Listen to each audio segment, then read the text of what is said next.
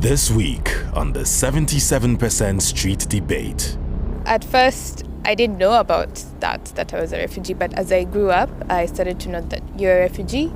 You can't have the same services given to you like the nationals. When we were young, we couldn't come to the refugee camp. We used to be so scared to go to the camp. The cultures are not the same. So obviously what Alfred is talking about is the very sensitive and delicate process of trying to integrate the refugees with the local communities. The food that the refugees are getting, the free schools the refugees are getting, even the host community need that services.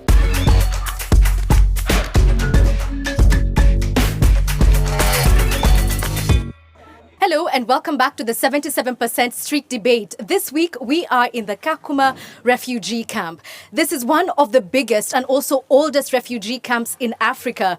Created in 1992 when a group of young boys fleeing war in Sudan arrived here. And you would not believe me if I told you that some of those boys, now men, are still at this camp. And the question we have today is, should society rethink how it handles refugees? Well, I've got nobody better to answer this question for me than the group behind me. And I mentioned earlier the lost boys from Sudan. One of them is here, Jacob. It's been a long journey since you arrived so many years ago in 1992. If you can reflect back to that time, can you take me back and tell me how you must have felt when you arrived here for the first time? When I came here, I found it very hard to live here because I didn't know anybody here. Even the language Kiswahili was not familiar to me. Even English, I was not knowing English by that time. Yeah. Since we went on living here in the camp, we went to school and we interacted with many people. Now I can speak. What were you feeling? We were fearing of the people around this area. We were fearing, but as we went on, we began to live because the security was put around. We were seeing police around. And we were living like home. So you grew up in this camp basically, but Darlene, your story is slightly different because you were able to leave the camp and then come back again to Kakuma. Can you take us through that journey? I've spent the last 15 years in Kakuma refugee camp. In those 15 years, I've been able to go outside and study for my secondary education and then come back in the camp. So, of course, this has had its challenges, of course, living as an urban refugee and, of course, coming back to live as a camp-based refugee in the camp. So what led to you coming back to the camp? Okay, so there was the post-election violence in 2007. Here in Kenya? Yes, so that led my family and me to come back to stay in the camp because that was the only safe place for us at that time. And of course for me, I hadn't fully lived in the camp, so it was a bit challenging. And I can say I've been resilient. How did you get used to hearing this word associated with you, refugee? I mean, it's not something that anybody wakes up in the morning and thinks, oh, I could be that one day. At first, I didn't know about that I was a refugee, but as I grew up, I started to know that you're a refugee. You can't have the same services given to you like the nationals. And then again, there was the stereotype that refugees are poor, refugees are not well educated. So growing up, I knew I could become better than what people are saying about refugees. Yeah. So yeah. Okay, so I want to speak to Frederick, who is actually from the host community here. He is a Kenyan, but working very closely with refugees. We've heard about the stories of transition from the refugees coming into Kenya, but what about the host communities? Is it jarring to see, new people into the system, into the community? What was that experience like for the people here? When the refugees came here, we welcomed them. In fact, I schooled with many of them in Kakuma here. And we went to the college and we finished with one of them, many. But what we are seeing, the system from the camp and the Kenyan like us, it is different because our friends, we call our friends not refugees. Our friends, we have the system called like the IOM under UNCR. They are booking a flight to go outside. But for us, we didn't. So let me hear from Diana briefly, because you also, as I understand it, started interacting with people who were not Kenyan from a very early age in primary school, right? So what was that like? I'm sorry to say this, but when we were young, we couldn't come to the refugee camp because our parents they were most of them were illiterate, so they were very skeptical of us interacting with the refugee. So you would just stay at the village unless you go to school and meet them there. But we knew that the refugees would boil us because we were young children. We used to be so scared to go to the camp. But after growing up, after primary school, high school, I came to know that a refugee is just a person like me, and we are not that different. It was just stereotypes because they had just come. Like, we didn't know anything about the refugees at that moment. Yeah. Okay, so let me come back to you, Jacob, because, some people might be watching this from other parts of the world where there has never been any conflict, any violence, and they wonder, 30 years in a refugee camp, how does one survive that? What is the everyday life like for you? The way we are now is different from before. Because in some years, backward from 2017 backward, some services were being given by UN, 100%. But now some people are struggling, they are doing business. Some of them, they don't even know knowledge in business, and they are just sitting like that. Those who managed to go to school, they have gotten unemployment, and their life is better. Like now I am working as a teacher. So life here depends on what you are doing. That's life. That's Okay. what the way we are doing. Let me hear from some more people at the back. What's life like every day? So I arrived in Kakuma refugee camp back in 1992. I wouldn't say like I was carried because I was young by then. I was 2 years old. So my whole life I have grew up in Kakuma refugee camp. Based on the achievement, I've achieved a lot in terms of education and other experience, interacting with different communities, including the host community. Let me hear from this lovely lady. Well, being in Kakuma, like we already take Kakuma as home. Some of us were born in Kakuma. Were you born here? Yeah, so we just take it as home because we don't have any other place to go to. Yeah. Yeah. Okay, so then let me come to Alfred briefly, because he told me earlier that he's actually an opinion leader, and truly he's one of the local leaders here in this community. And you were very instrumental in helping Kenya transition from an encampment kind of hosting to what we're now aspiring to, something more integrated. Tell us a little bit about that. I think in 1992, when war broke out in South Sudan, there was a lot of influx of refugees from South Sudan, and then we welcomed them, and the land was given, and now they started staying together, and it's hard for two communities whose cultures are different, actually to begin staying together without conflicts. So we took them through sensitizations and lessons on how to stay together, how to share what they have, like water, like food, like, let's say, social amenities. Second breakout of war in Sudan, it took us really time. It was a headache for people to give a second refugee camp. And then people accepted. That's why we have Kalubeye settlement.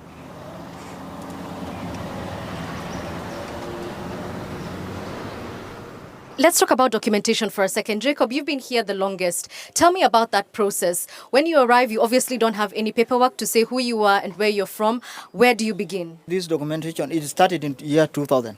That was when the refugees were registered. And I was, at that time, in the year 2000, I was above 18 years. We did not apply, actually. It was done like a general head count was done in the distribution center where our pictures were taken and then the IDs were produced. Actually, when we live in Kenya, we thought that anything that is given to nationals is what is supposed to be given to refugees. But the ID that we are having now, we could not access some other services with it. We cannot move with it unless we seek for travel document to go out of the camp. These IDs also, some of them are not in the system. That's another issue. And most people are saying, if things are not, they are not done like the one that are given to national, if they are not like that, and we cannot, when we are having a alien ID for the refugee, that is a refugee ID. So that one we cannot access M-Pesa services, because there are some people who want to make business and you cannot use somebody's IDs. So that one is it is another challenge for refugees. Okay, so let me ask Abdi, because he's a refugee here as well. He's of Somali descent and he has a business. So Abdi, come closer, don't be shy. So how are you able to run a business, with your documentation and paperwork, getting the correct documents to open your shop? How long did that take? Was that difficult? Yeah, it is so difficult as Jacob saying, but there is some other IDs which are in the system. Like mine, it is in the system. Let me hear from Delene briefly as well, because, having applied for this documentation more recently than Jacob, what was the process like for you? Okay, so I have a birth certificate that reads that I was born in Kenya, but my ID reads that I was born in Rwanda. Those are two conflicting issues. Yeah. Reason being because I'm born of refugee parents coming from Rwanda, so I don't automatically take the Kenyan national citizenship status. And then, of course, before, there have been changes. So before getting things like IDs, I'm talking about 2010 going back, used to be a long process.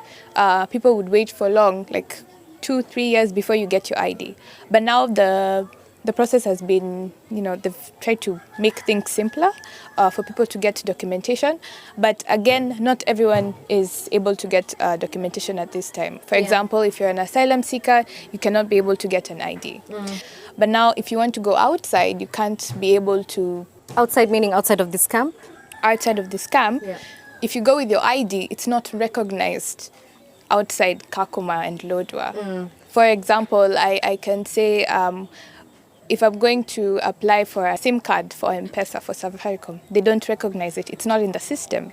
But unlike my, is it Said or Abdi? Abdi? Yes, like Abdi, his ID is in the system. So the majority of refugees whose IDs, some are not in the system and others are in the system. Okay. So, Ivy, I want to introduce you briefly because you work for the Refugee Consortium. I noticed that you were really nodding when she was speaking, particularly on that distinction between asylum seekers and refugees, right? What is the distinction, first of all? And what are the challenges in not securing your documentation? Because I'm sure that sort of suffocates you from getting other things done. So the difference is... asylum seekers are persons who are seeking refuge here in Kenya upon first arrival prior to their refugee status determination. So you apply for your refugee status determination. While the process is undergoing, you are an asylum seeker. Got it. Upon determination, you are being recognized as a refugee. What happens is you're issued with a refugee card, refugee ID card. Now you're able to obtain a refugee ID card. One of the good things about this, our current Refugee Act 2021, is that refugees are permitted to engage in employment and entrepreneurship.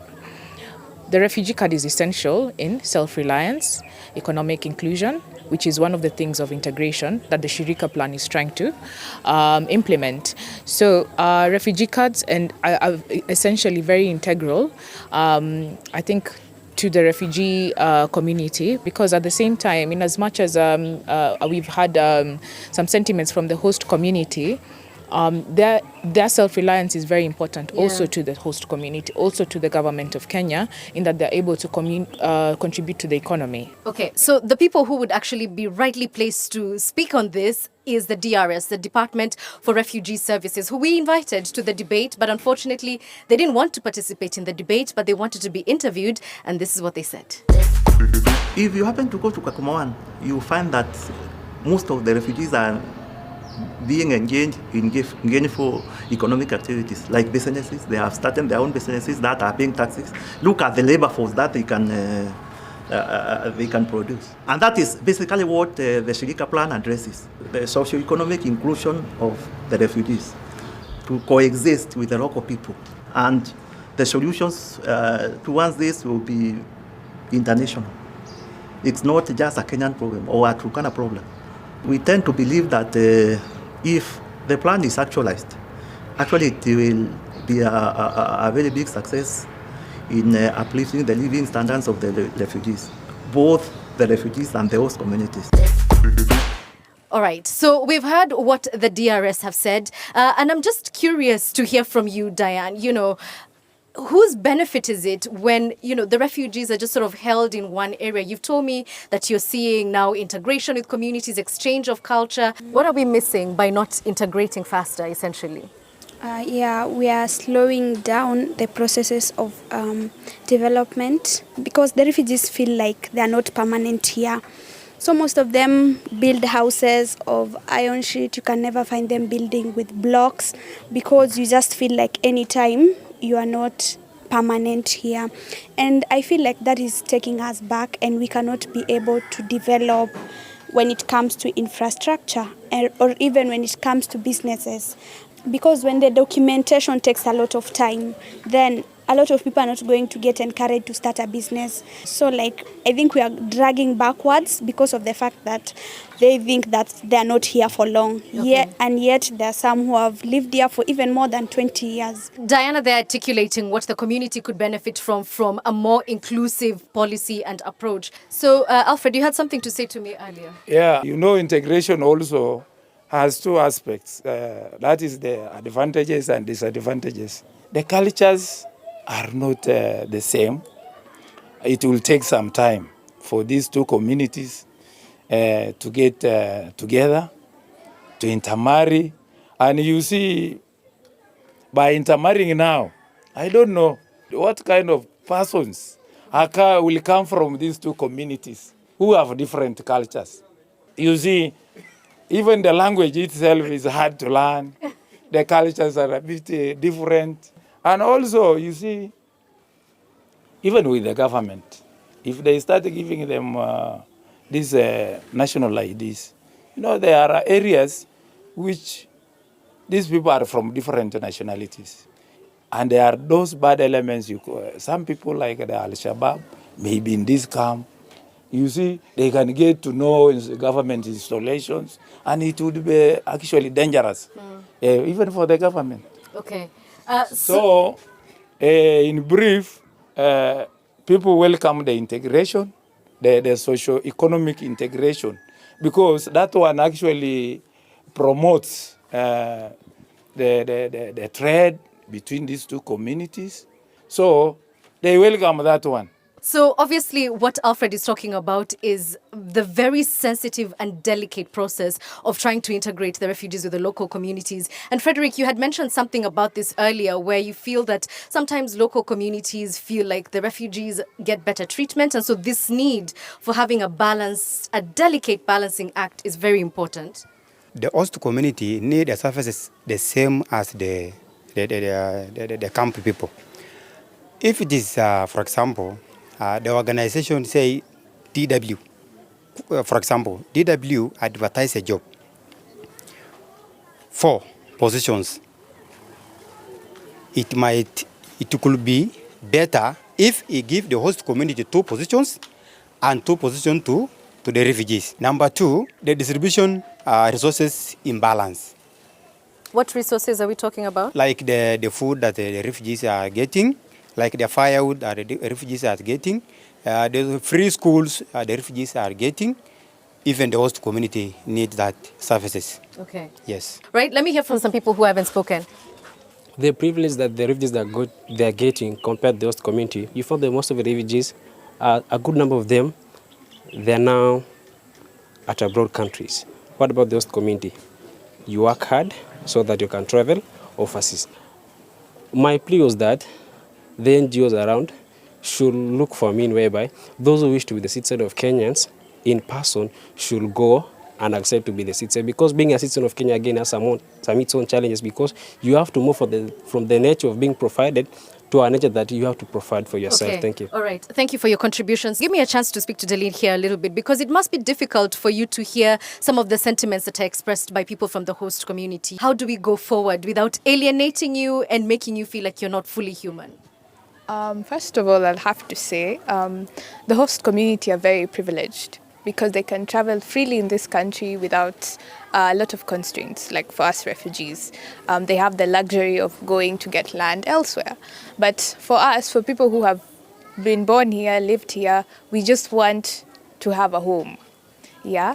And we just want to feel like we are also part of the community. Why not just go back home? You know, looking at a country like yours, Rwanda, it's easy to imagine that it's as easy as picking up your bags and just taking a bus home. Is it?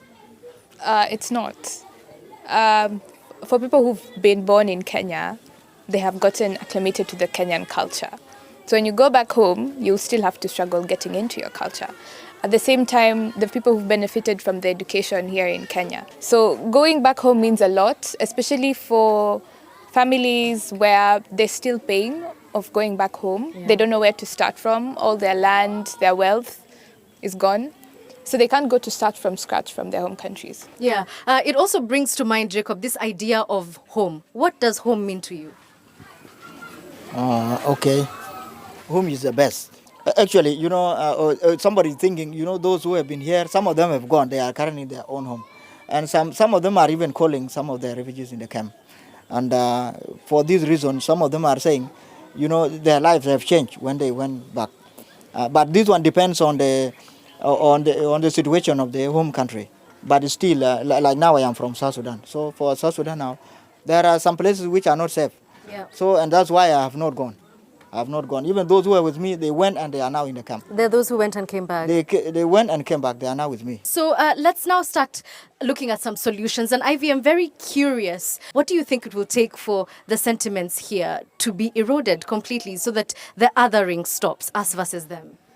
I think clearly a lot of sensitization. Currently, I know a lot of, I think, NGOs and entities are trying to really engage in the sensitization, both for the host communities and for the refugee communities in relation to peace building and social cohesion. Not only that, understanding that, the benefits of both parties are being granted equal opportunities. I know the Refugee Act has really provided for refugees to be included in public participation forums and public participation of laws.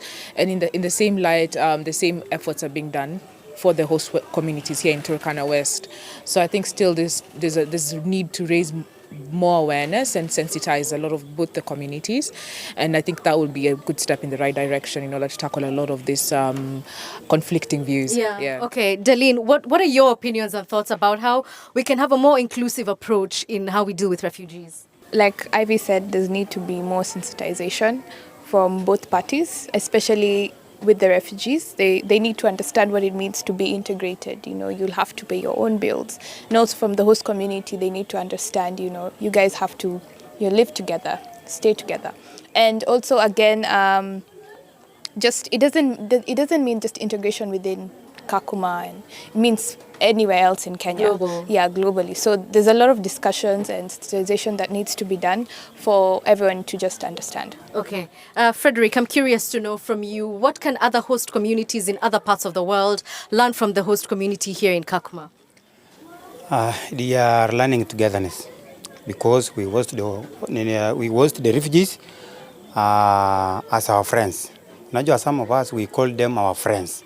Because my brother here, we school with him at the same school with many people from the camp. That's why they are our friends.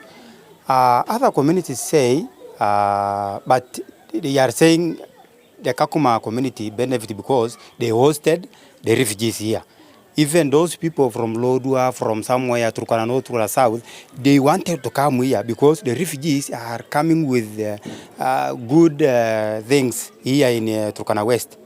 Yeah, so there's been some sort of economic development that has been spurred. Yes. All right. And finally, Jacob, we started with you. I want to hear your closing thoughts. Having been here for 30 years, I imagine you probably don't see this for yourself for another 30 years. What are your hopes and aspirations for the future? For me, I don't have any way to go back to my country because of insecurity.